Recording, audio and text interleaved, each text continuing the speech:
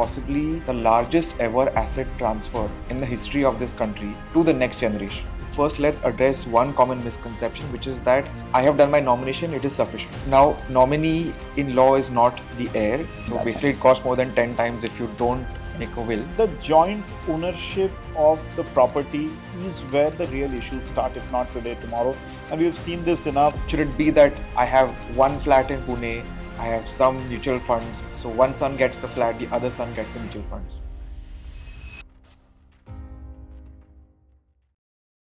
India since 1991 has created a huge amount of wealth, and the generation that has benefited from this wealth creation now is on the cusp of doing possibly the largest ever asset transfer in the history of this country to the next generation. Many of us in our 30s and 40s are part of this next generation. We stand to inherit a huge amount of wealth that our parents, that our grandparents have created.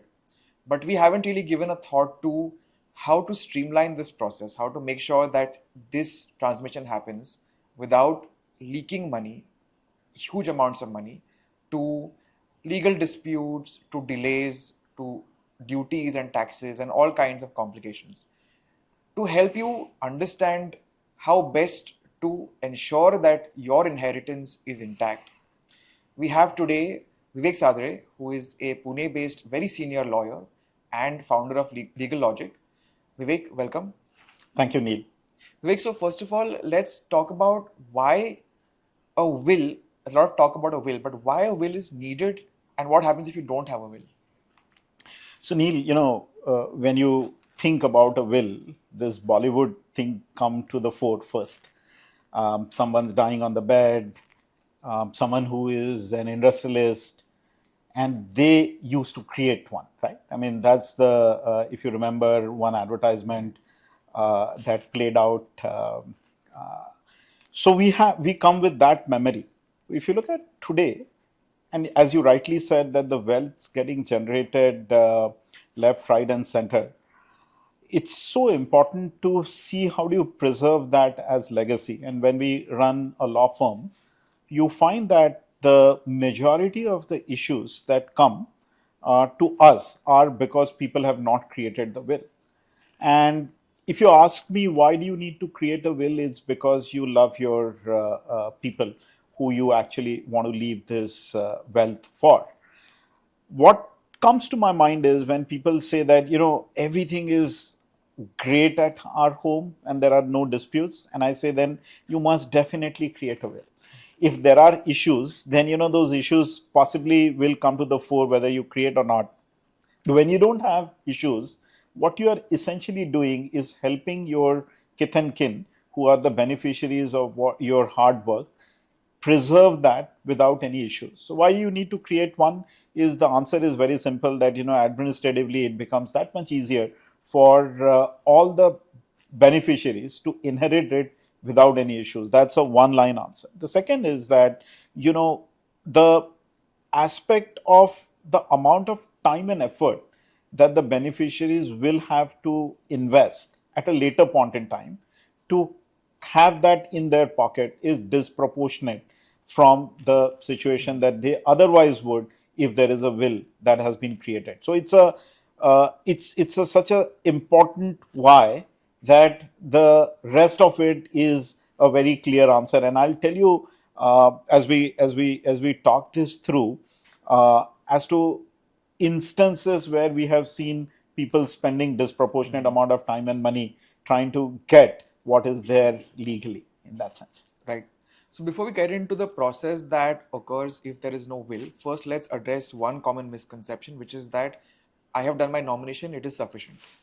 Now, nominee in law is not the heir, and while nomination is important, and I think our regulators are always keen to stress that, and they have put into place certain measures to prompt people to make those nominations, that alone is not sufficient, right?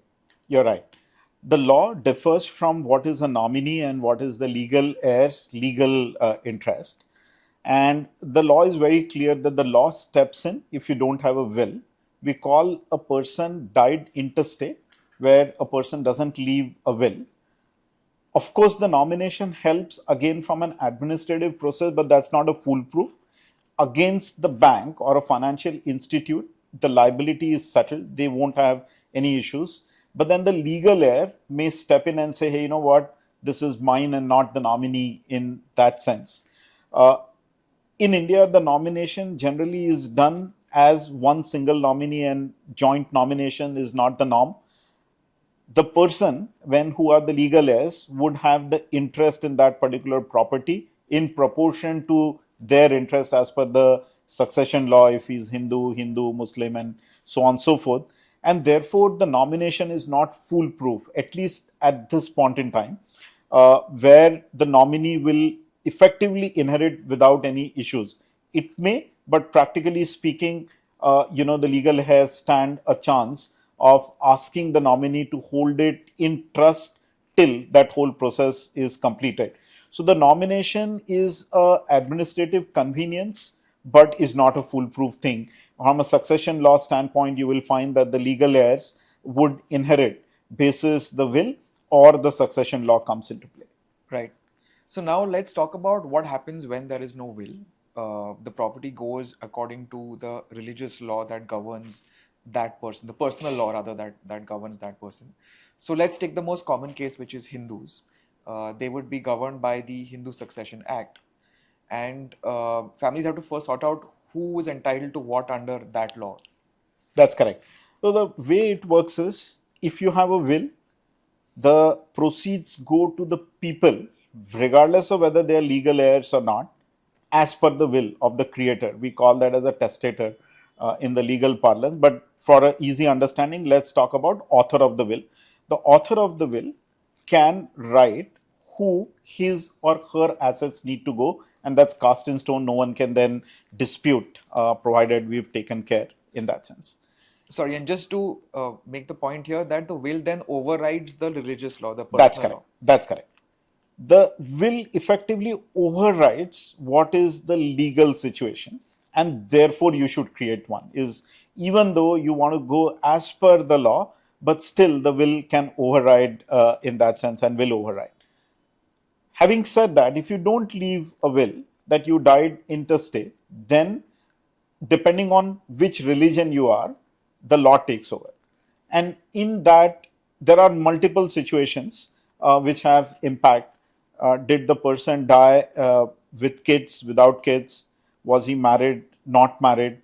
Is it he or she?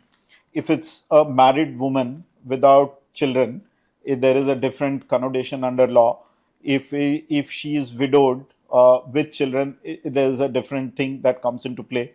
So one has to look at each situation and then answer that particular thing, and it becomes very complicated. And therefore, a will is what we recommend as the minimum for someone to look at it. Also, I don't want to forget this, and therefore making a mention is that it doesn't matter whether you have a huge asset base. Therefore, you should create whatever assets you have. It becomes easy to pass on from the will. And if you don't, like I said, then the permutation combinations step in. You need to do the process, and we'll talk about it. But that law takes over at that time. All right. So now can we go over the process step by step? So somebody has passed away without a will. Let's say you are the son, so you applied to the court for what is the document that the court has to issue? The court, there are two documents that we talk about. One is probate and one is succession, or heirship certificate, as we call that. The general requirement is, if you go to, say, a mutual fund, you go to a society where you own a flat, they would expect, if there is no will, a succession certificate. The succession certificate details out all the assets and who are the legal heirs, and the legal heirs have to apply for it, and then you obtain that. You're looking at a process which is a longish one, depending on which city you are applying for. Say, for example, you are in Mumbai. Mumbai requires a probate of the will as well. If you have a property in Mumbai or Chennai or Kolkata, we call that as a princely states, and then a Residency probate is towns. required in that sense. But for want of will, you're looking at a succession certificate at the minimum. The succession certificate is applied by the beneficiaries slash legal heirs, detailing out all the assets in which they have an interest. And depending on which religion that you are in, the process will be a bit different. But that succession certificate is what is required to lay hand on the assets that the creator of the will did not write, and therefore has to pass on. Now, assuming that there are no legal disputes in this process, even without that, how long does it take, and what kind of costs come in terms of court fees, lawyers' fees, etc.? Yeah. So, and that's one of the reason why we say, and the answer will tell you, the process takes time. It's a 6 to 9 month out process, depending on which city you are in, what is the pendency. But our general observation is that it takes anywhere between 6 to 9 months, where there are no disputes, and the legal heirs are willing to provide all consents, and the documentation is perfect. Depending on the asset size, in a city like Pune or Mumbai, you are looking at a minimum court fees of 75,000 rupees. That's where, if you have a house which is valued at, say, a crore, 2 crore, and which is not difficult to imagine in a city situation, you're looking at a 75,000 rupees minimum stamp duty, that court fees that you have to pay to court. And then there are the legal cost associated with it, which could be your lawyer's fee and things like that. It could range anywhere between 50,000 to 1 lakh rupees, depending on, again, what is your case. So you're looking at something in the region of 1.5 lakhs to 2 lakh rupees for getting a succession certificate, and also the time lag. Against that, you're looking at a will which would possibly cost you anywhere between 10,000 rupees to 20,000 rupees, which can be completed in a very quick manner as well, which is what we call as the minimum threshold. So you're looking at 10,000 to 20,000 range, whereas you're looking at 1.5 to 2 lakh rupees and a 6 month timeline on the succession. Absolutely. So basically, it costs more than 10 times if you don't make a will. Just one ancillary point is that if you do have a will, but you have real estate, as you said, in Mumbai, Chennai, or Calcutta, you have to get probate done. How long does that take, and what does that cost? So the probate is a must for these three cities, which is an unfortunate part. We have not yet corrected that situation. It, again, like a succession, will take anywhere between 3 to 4 hearings to get that probate done. When we are creating a probate for the immovable properties, we are generally saying that get a probate for the full will, because in any case you are going to the court asking for a probate for the immovable property as well. Get, if there are no other disputes, if there are situations that you're dealing with, then per situation you decide as to what is the right thing to do. But then we say that get the probate. And what is probate? Probate is the court saying that the will stands true and there are no other situations that you're looking at. So instead of getting only the immovable, get the movable as well, because the process remains the same. You're looking at another you're looking at 6 to 9 months again there, and the cost would more or less remain the same as I mentioned on the succession side. It's one of the small downsides of having a flat in one of India's metro cities. Yeah, I mean, that's the value that you created. Right. Now, let's talk about how you actually create a will. So at the very bare minimum, you need 2 witnesses, you need to write it down somewhere and sign it, and the witnesses have to see you signing it. But even though the law has made it that easy, to create an watertight will, that oftentimes may not be sufficient, right? Yes and no, Neil. There are a lot of misconceptions in terms of creating a will. Let me try and answer some of those myths in that sense. You don't need a stamp paper. You can do this on a plain paper. You don't need a registration as well. But we are recommending registrations for avoiding all the protracted situations that you land up in. You need the three things to create a sort of a ring-fenced will, if I can say that. You need two witnesses. We recommend that those witnesses should be of age which is younger than the creator of the will. Or if the creator of the will is young himself or herself, then you're looking at the same age as such. They should be around when you pass away, basically. Yes. And the witnesses need to stand tall in the court if they are called. That's the reason that you have the will. Remember that the will comes into the play only after the demise of the person. So he's not going to be standing tall if asked questions, and therefore someone has to witness. You need an executor. The executor's role is to execute the will. That is, make sure that the asset pass on to the people who are mentioned as beneficiaries in the exact way as is written in the will. So you need an executor. Again, that executor could be the person who's the beneficiary. There's no problem with that, but has to be different than the witness. It can't be the same person who's the witness. We recommend if everything is all okay, there are no complications, you could essentially have a person who is the beneficiary as one of the executors. If the will is large, if the asset base is large and it's complex, you could have a neutral person who could be a tax advisor, who could be a lawyer, or what have you, who you trust essentially, and who could stand tall and is neutral in that sense.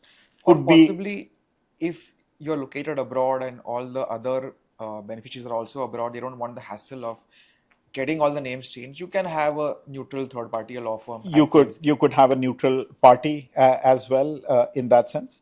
And we also say that you should do an alternate, saying that if A is absent or is unwilling, because the situations change, the person has moved to outside of India and therefore practically not possible. So you should have A in the absence B as the executor in that sense. And the third thing, importantly, is to have a doctor's certificate on the same day that you're writing the will, because one of the conditions there is that you are of a sound mind and you created this without issue. Remember again that the will comes into the effect only after the demise. So the law has made it such where you are looking at a situation where someone has to stand tall in case asked questions. So you're looking at three things: witness, executor, and a doctor's certificate that you're healthy at the time when you created one. With these three, and ideally registration. And ideally the registration as well as the fourth checkpoint that you would effectively after having done all of these three things. And the stamp duty and registration is minimal, right? There's effectively no stamp duty on the registration part of it. You need to go and register. The registration doesn't open the will. Say for example, I can't go and check if your will is registered unless you allow me to do that. Or at the demise, unlike a property, say, which is open for scrutiny, the will is a confidential document. The registrar will not allow unless there is a sufficient backup paper to do that. So, for example, your will, you could get a certified true copy for various reasons, or you as the beneficiary, or me, if I'm the executor, me as an executor can go and ask for a copy, but the general public cannot lay a hand on it. And therefore, registration is recommended for various reasons, but is not open for scrutiny for man on street. Okay. Some people also do video recording of them making the will. Is that advisable? In some cases where someone is old, for example, there was someone who was staying in Belgium who came to us and said, my mother is old, we want to create a will. And, she had a bit of shaky hands at that point in time. So we recommend that we, video record that particular will. Or in some cases, there was, someone who is a listed company and they came to us creating a will and hope, the lady thinks that there could be an issue at a later point in time. We recorded that particular situation, though the evidentiary value of such recording is still questionable. But what you are trying to do, Neil, is that you are trying to mitigate the risk associated with certain situations that may occur at a later point in time. We are recommending that you do video of jewelry. Jewelry is one item where it's very difficult. For example, if I am an executor, you are an executor, someone says that 2 bangles. And it's very difficult for you and me to understand as to which bangle, all that is being referred to. At that time you create a video of some of those things. But yeah, I mean, the evidentiary value is limited, but practically some of the situations can help on the video side. Okay. Now let's come to what you actually write in the will. If you could take us component by component. Yes. So will, like I said, it's a simple document. It's not a legal document. First and foremost, to understand that it's not a legal document. The law doesn't prescribe what is required, except certain of the checkpoints that we already mentioned, like witness, executor, doctor certificate, and registration is a practical. When you are writing the will, you need to look at the following things. That it is written without any duress is something that you need to mention it for posterity's sake. It has to be a written will. The oral will is only allowed to those who are in the army or in defenses, again with some checks and balances. But for everyone else, it has to be a written document in that sense. When you are starting to write the will, you need to have the inventory of assets.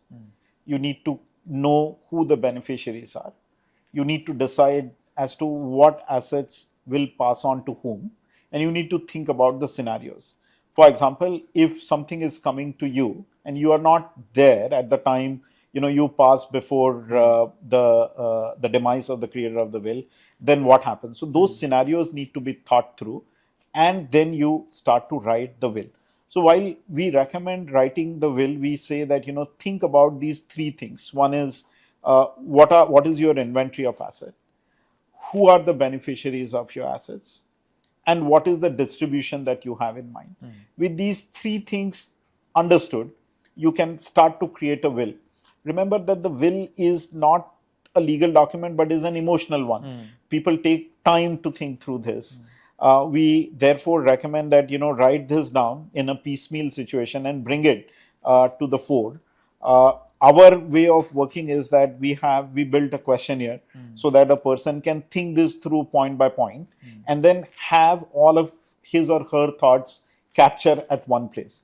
One of the fallacy is that you can write a will as you sit today and complete it in a day's time. Unfortunately, that doesn't happen because so many thoughts that keep coming.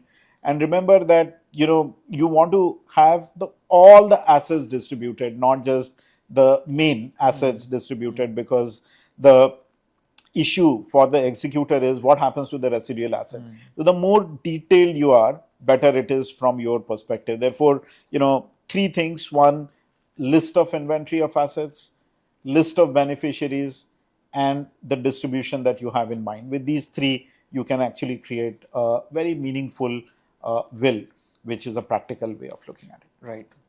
And would you normally suggest mapping each asset to a specific beneficiary, or we just list everything and say that, let's say I have two sons, so both will inherit equal shares? Yeah. Or should it be that I have one flat in Pune, I have some mutual funds, so one son gets the flat, the other son gets the mutual funds? One of the things that's a very good question, Neil. And, one of the things you are doing through will is to make sure that the beneficiaries are able to enjoy the assets without any hassle. And therefore, when you write a will, you need to write it in a way where there is a complete clarity and no ambiguity associated with it. Generally, our way of looking at it is when someone comes and we are talking about a situation where there are no disputes, right? People say we would want, and you have two children or three children, or what have you. If it's one, it's easy. That we want to do it in a 50-50 manner or an equal manner. Now, the challenge with that equal manner on immovable property is immense. Where our recommendation is the movable property, which for easy understanding is cash and cash equivalent, which can be converted into cash without much ado, is okay to say it will be 50-50. So that includes stocks, mutual funds. It includes your bank balances, it includes your demat account, it includes your bonds, it includes your PPF, PF, those kind of things which are cash and cash equivalent. That's no problem. You can say 50-50 or equally divided. The question comes on the immovable property. And the challenge there is that, the most of the disputes happen because I may have a certain view on a particular property, or even if I don't have a view today, I may have a view later. And the joint ownership of the property is where the real issues start, if not today, tomorrow. And we've seen this enough. And at every home, you will find what gets inherited, which is equally divided, with all good intent, lands up in an issue after second or third generation. And therefore, our recommendation is that, even though the flat at Prabhat Road or Malabar Hill may have a different value than a flat in, Koregaon Park, or you pick your choice in Worli. But one flat is recommended to be given to one individual, and you can then balance it out, right? I'll give an example. If you have only one flat and you say, hey, I'm giving this to person A, who's my son, person B doesn't have it, then you can push the rest of it to person B, or say that the difference of that flat will be compensated by person A to B in some way. So you could create that conditions in your will, which the executor can manage. But our recommendation is to avoid later issues, is to make sure that the immovable property goes to an individual and not in a joint manner. And that's where the real issues crop up. Right. Now, Vivek, the value of assets keeps changing, literally minute by minute. Yes. How does the will keep up with these changing values? And therefore, Neil, again, a very good question is that we like to write the folio number. We like to write the bank account number and not what is in the bank at that time, right? Even if we write it's going to change tomorrow, so no point in putting it. And also from a confidentiality standpoint as well, we also recommend that don't disclose more than what is required. So what am I saying? I say that I have a bank account in SBI. That account will go to person A, or a 50-50 division or equal division, no problem. I mean, you could make a mention of it, but making a mention that, this demat account today has 10 stocks or 10 mutual funds may not have any relevance, because the values will keep changing. And therefore, what is important is to write the asset and not the value of asset. Even if you write the value of an asset, it may not be relevant at the time when the will gets executed. So you're writing the 100%, you need to write the asset details. The value of asset will fluctuate. Right. Despite doing this, though, there is a case to update the will every few years, right? So, for example, going to statement you made on folio numbers, I might have some mutual funds today, I have different ones tomorrow, next year. Then do I make a codicil? How do I update the will? We recommend, depending on the age of the creator of the will, every 3 years or every 5 years, or upon happening of an event. For example, if there is a marriage in the family, the son or the daughter gets married, there is a change in the situation. We say reflect on what you wrote on the will before or after that particular event. If there's a death in the family, or if there is, we've seen grandchildren coming in, the will and the thought process changes. Even if the person is minor, the boy or the girl is minor, you can still give it, and it will pass it to him or her. So we recommend at least a revisit upon happening or a non-happening of an event, or 3 to 5 years after the will is created. If you are in a situation where your age is such that you are creating assets, we recommend that as soon as you add a real estate asset, immovable asset, you must really update the will immediately. If it's a movable addition, obviously the folio numbers may change, but it's that much easier to deal with the movable than immovable. So the events triggered could be death in the family, a marriage in the family, a new born child in the family, asset bought which is immovable asset. I would update the will at that time, or review at least 3 to 5 years depending on the age of the person. Right. One point you mentioned is that you can leave assets to your minor children also. In that case, who takes care or who takes custody of those assets when you pass away and they are still minors? Yes. So, like you have the nomination, you nominate your child who's a minor, you give a guardian's name, and the guardian holds the asset in trust till the boy or the girl is major, 18 years plus. The same situation happens in the will as well.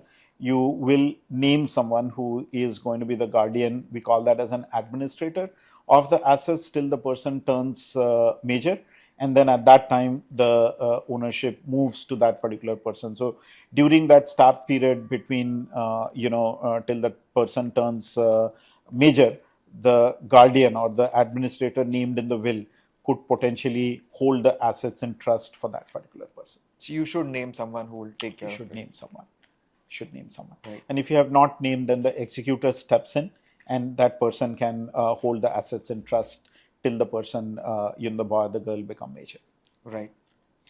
Let's now talk about an issue that affects a lot of Indian families these days, which is when some or all of the family members are NRIs. Yes. So let's take the first situation where you have some assets outside India. Can your will in India cover those assets? Yes, technically yes. Though recommendation is that if you hold assets, and today that situation exists in many families, right, Neil, where someone staying in the US, UK has created assets. Because the law of succession there is different than the law in India, our recommendation is to create will specific to the assets in India and create will in that particular jurisdiction where you own the assets. Now, if you're owning assets through a mutual fund outside of India, that's okay. You can name it, and then still there is a process that you can apply. But especially when there is an immovable asset outside of India, you're looking at creating a will which is in that jurisdiction that can stand tall. Therefore, you should create a will which is India specific assets in India and a UK specific in UK and wherever you're holding those assets. We recommend a power of attorney in case the child is outside of India or the beneficiaries are outside of India for ease of administration. We also recommend a gift situation, or we like the LRS, which is remittance, which is possible per year per person to be utilized to the Sorry, extent you Vivek, if can. we could take a pause here. First, let's address power of attorney. Sure. So essentially, you're saying that if I'm making the will, I should give a power of attorney to my children who are residing abroad before I pass away. Correct. So here is the situation, Neil. Today the life is such where you're alive. Like I said, that the will comes into the effect only after the demise of the creator. But should something happen to you, and you are not able to do the normal routine work, you don't want to be in a situation where the will doesn't come into effect, but you are in a standstill situation.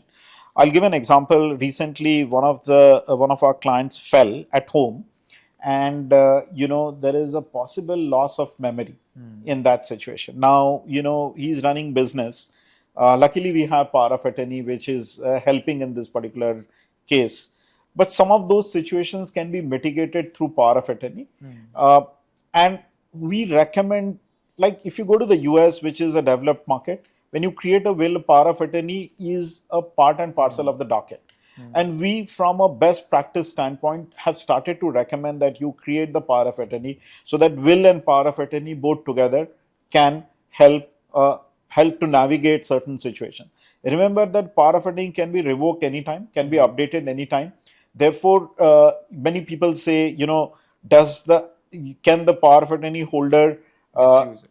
yeah, and there are checks and balances that you can create. You can have a specific power of attorney, you can have a limitation on that, Just for one property, for example. just for one property or one particular asset. And you can, like in the UPI transaction, you can limit a particular use, you can limit those things. So you can create checks and balances, but it's an important document now in the current fluid situation that someone can land himself or herself in. Okay, so let me take a quick segue into a related issue, which is that of a living will. Yes.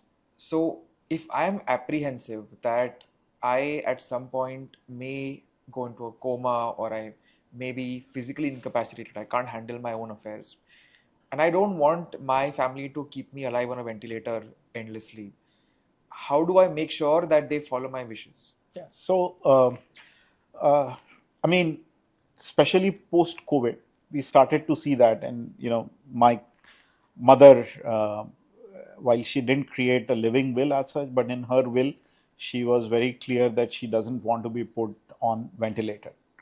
Um, Many such situations on a practical basis, on a regular basis, we've been seeing now where people are coming and saying that we want to create a living will. What is a living will? Living will, like the name suggests, you create that while you are alive, while of course, you create all wills while you are alive. But in this case, how you would want to leave this world on the medical situation, because the medical laws in India and worldwide as well are where the doctors will not act unless there is some document which is what you are saying to your kith and kin, that how you would want to be treated should certain situations come to the fore. You don't want to go in the ICU, you don't want to be on ventilator, when you would want to live in a particular manner. Now, uh, the law is still emerging, though living will is now recognized in law as something that can work in that sense, though still the relatives will have a certain obligations to do to make it into effect. Though creating a living will gives a clarity to someone who is the kith and kin in terms of what to do and what not to do. We are recommending that to be a separate document than a will that you write. We say that you don't want to create a will where there are assets to be disclosed to everyone. You can give the living will as a separate document to the doctors and to the hospitals at appropriate time without disclosing the will through which the assets pass. So the recommendation is to create living will as a separate document than a normal will which has assets in itself. And does the living will have to be on a stamp paper? Does it have to be registered? What are the formalities you need to go through? Again, this is not a registered document. This is not a document with stamp duty. It's again a plain, simple, as you do for the will. And here we don't recommend registration because the thoughts may change and so on and so forth. Unlike the recommendation on the will through which the assets pass, where we are recommending for practical purposes registration of the will, we are not recommending a registration of the living will as such. Right. So plain piece of paper. Plain piece of paper, a simple instructions on what to do and what not to do, both could be addressed. Should there be witnesses? Yes, the witnesses, again the same process we recommend to create to make it, because remember the will comes into the effect after the demise, so you are making sure that there are right checks and balances as you have for the other will. And is the living will the same as an advanced medical directive? We have the Mental Health Care Act in India. Correct. So does it hold ground under that law? Yes, it is. It is now holding ground in that as well. Though like I said, the jurisprudence is building. The checks and balances will apply. The way in which it will get executed will be determined. On case-to-case basis. So there are a lot of these ifs and buts, but it will stand tall against the relative who actually will invoke that at appropriate time. All right. Now, we made a bit of a departure from the case of an NRI son or Yes. daughter, NRI inheritor. So one thing you said is if you can do a power of attorney while you're alive, so that in case something happens to you, they can act. I guess that can also apply to any beneficiary, right? Even if they are in India, you never know what can happen to you health-wise at any point. So True. a power of attorney, if you have that trust, True. really True. helps. The second thing that you suggested is giving them gifts again while you're alive rather than waiting for your demise. And here it's more NRI specific because the FEMA, the foreign exchange law, allows only $1 million to be taken out every year by NRIs. Is there a case where resident beneficiaries also should be given gifts, or not really? Yeah, I think when you look at inheritance, we look at will, power of attorney, gift, and private trust as a combination to create a wholesome plan for someone. Let's talk about the gift. With the age advancing, and people now, it's not unusual to see people living up to 90 and plus and so on and so forth. So you will imagine that their children would be around 60s at the time when there is a demise, or maybe more than that. the use of the assets is at a certain age, right?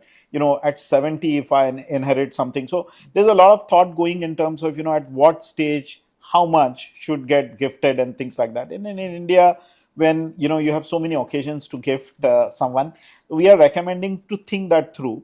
Not everything needs to pass through will, though we also recommend that not everything should also be gifted for obvious reasons. We have seen large industry houses where situations occurred.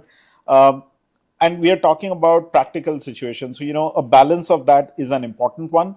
Let's talk both from a resident and a non-resident standpoint. In a non-resident standpoint, because there is FEMA, which restrict not more than $1 million to be remitted per year per person on inheritance, you're looking at a situation where certain things can start to move and the planning can start appropriately during the lifetime of the creator of the will through the LRS means in that sense.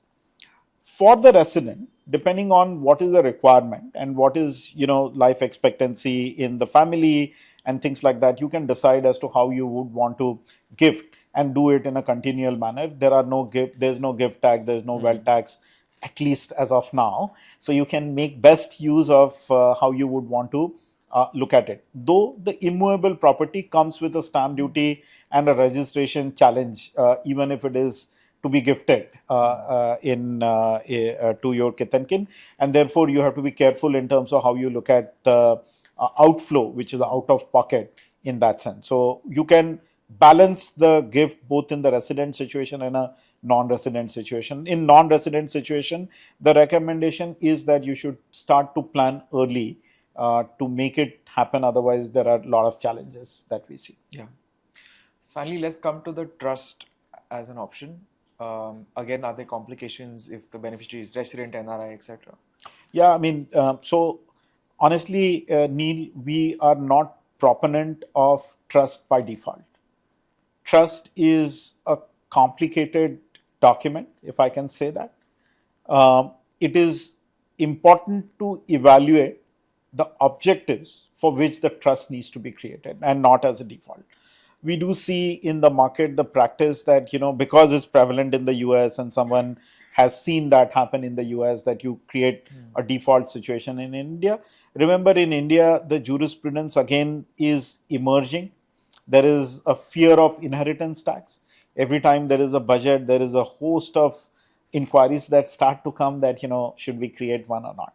I think here are the reasons why we like the trust to be created. And these are not exhaustive, but few experiences that, if there's a special child and who will take care of that special child? Or I want to do sort of, in perpetuity, nothing is in perpetuity, but I want to do philanthropy over a long period of time. I don't know how to make it happen. So we say that, the trust is the way. There is a potential divorce situation, or a lot of people come to us, my son and the daughter is getting married, we want to ring fence this. Or you are in a business where you are leveraged in that way, and you want to sort of ring fence your assets, and so on and so forth. So there has to be a reason why you would want to do it, and then create one. Remember, trust comes with its own administration at a later point in time. Trust will have its own PAN, it will have its own accounts. So unless you have the wherewithal of managing that overhead that come along with the trust, you should not create it by default. Don't fall prey to what's going on in the market. You should consult and then do it. It is costly to create trust. It's costly to maintain trust. And therefore, how you deal with that as a default situation is an important one. So therefore, Neil, we say that you should create will for sure.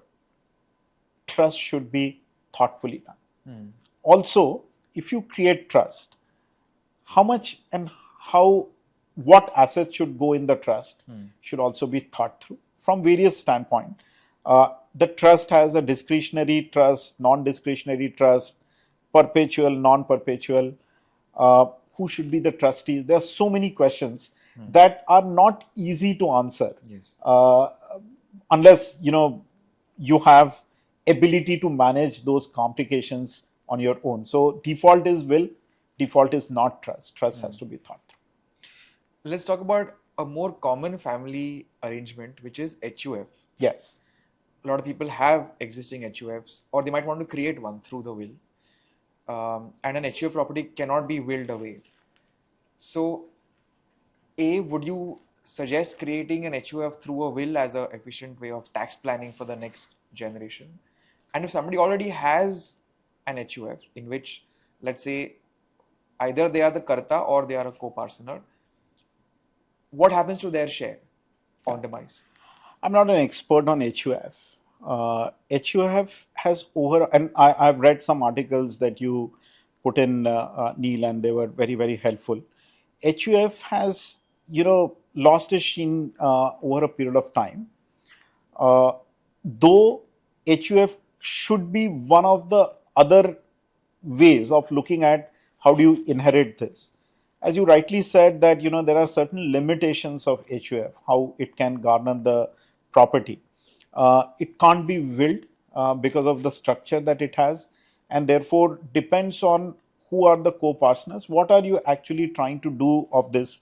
In fact, we worked on a very peculiar situation where it's a third generation who's now come into play, where there is a property on HUF, and we actually de-HUF that whole thing because everyone wanted. There was one bungalow, and now there is You did a partition. we did the partition and the HUF, and the process was a fairly complicated one. So again, on HUF, my personal view is that it should not be default, but it's an instrument that I would not neglect depending on how we are looking at transferring the inheritance. There is a tax advantage as you do it through the HUF. You create another vehicle where it will run its own course, and it has its own tax advantages associated with it. But having said that, you should really take a deep breath and say whether, again, the complication of HUF warrants creating that vis-a-vis the tax advantage that you have. Let me just digress and talk about it. Today's generation, who is effectively inheriting it, wants to live life without any clutches of all of these things. While someone who's created the wealth has that passion of preserving it in instruments which are tax efficient, and others, the generation who's going to inherit should be consulted. Are they okay looking at this? Otherwise, as you have seen, so many uncollected assets and so many things which are lying on no man's land, as I call that, could proliferate in this world where it's the minimalistic way of living is taking shape. So one has to be careful looking at the psyche of the generation who's going to inherit. Are they okay to inherit with such complications? All right. One final question from me, a little bit filmy. Then we talk about some of the do's and don'ts. Sure. While making a will. How conditional can you make it? Can you say that my kid has to do a PhD only then he will get the assets, or put something even more wacky? What will stand in court? So when you ask me as a lawyer, the answers can be complicated, and you can create conditional situation.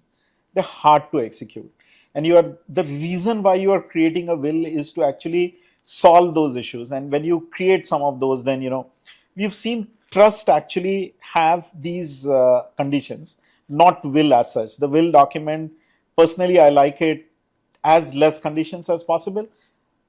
Theoretically, yes, you can do it. We have created a trust where there is a mention of, if the girl marries outside of the community, she will not inherit. Okay. Or if the boy doesn't come in the business, he will not inherit. Okay. So the idea is to encourage certain way in which the person has to conduct. Now, the conditional will, think about it. If the conditions are not met, where does that asset go is also as important to address, and not just the conditions that you have in mind. The idea is that asset should not go in no man's land. The idea is to create those conditions which are easy to, let me take a step back. Those conditions, you have to see if those conditions are not met, what will you do of that asset? If you don't have the answer, creating those conditions is creating a self goal, in my opinion. But The practical answer is yes, you can create those. All right. Finally, certain do's and don'ts that one should keep in mind. The first do is that do your will. The fact that nothing is going to happen to me and therefore, why should I create one? I don't think that's the appropriate one. So one should create a will. When do you create a will? As soon as you are responsible. So we say that if you're married, create a will. If you have responsibility, create a will. If you create an asset, if you're not married but you have assets, create a will in that sense. When you create a will, you are looking at clearly writing it down. It has to be in writing. It has to be unambiguous. You should have witnesses. You should have executors. You should have a doctor's certificate. It needs to be unambiguous in that sense. You should revisit the will anytime there is a change in circumstances, change in thinking, addition in the family, deletion in the family, addition of an immovable asset for sure. If your beneficiaries are non-resident, think about mechanisms in which you can start to gift under LRS because there is a limitation of $1 million. Look at power of attorneys, look at gift deeds. Will is default, trust is not default. HUF could be another mechanism in which you could look at ring fencing your assets depending on what the object is that you are trying to look at. Do as less conditional situations in the will that you can. If you have a real reason to create conditional one, then the trust works better from a management of that asset standpoint, because it should not land in no man's land. That is the whole situation.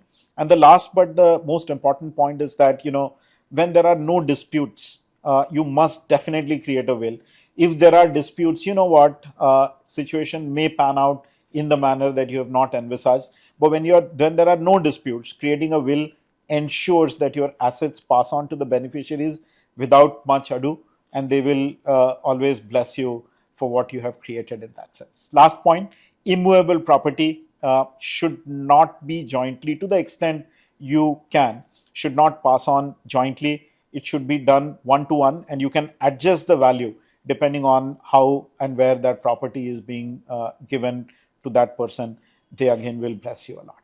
Vivek, a lot of people buy property in the joint names of themselves and their wife, often to save on tax, because maybe some of the rental income from the property can go to the wife who may not be in the same tax bracket. Does this have any inheritance implications? Yes, I think the subtle difference there is that the income tax law is basis who earned and therefore who will pay income tax. The succession law has a different way in which it's looked at, whether it's movable or immovable. Again, the recommendation is, and in most of the cases, you find that the properties are jointly owned. Even the bank accounts has either or, it's a jointly owned one. The succession law says that if I'm joint owner of a particular asset, movable or immovable, my interest is equal to the share of me in that part. So if there are three holders, everyone is equal holder, a third of that particular property if it's jointly two owners. To answer your question, that if one flat is owned by husband and wife and the husband is creating the will, what he can give as inheritance is his interest in that particular property. So there's a myth that because he is the first holder, his name is first, he owns entirely, because income tax as well, it's shown that he is actually putting it under his income tax. Under succession law, he can only give the share what he has interest in, and therefore if in this example, if it's a husband and wife, husband's name is first, upon his demise, his share will pass on, not the entire home will pass on. That's a subtle difference, but a very important one. So therefore, when we say that the husband and wife jointly own, we say that husband and wife should create separate wills, but at the same time, so that the effect can be given in the manner that is envisaged. Generally, the husband will pass it on to wife and wife will pass it on to husband, and then it goes to the children or the beneficiaries as is envisaged. given that the succession law says it's equal ownership, it has to be done in that particular manner. And this also applies to mutual funds or stocks where All there the are movable multiple. properties as well, all the assets, effectively, whether movable or immovable, it has connotation across. Because a lot of people add joint holders in mutual funds just for ease of operation, not even Yes. for ease of income tax. Yes. Not realizing that when they're creating a second holder, they are creating somebody else's interest in the mutual fund for succession purposes. Correct. And therefore, this will against nomination also becomes a very, very important point to look at, Neil. Vivek, thank you so much. You're most welcome, Neil.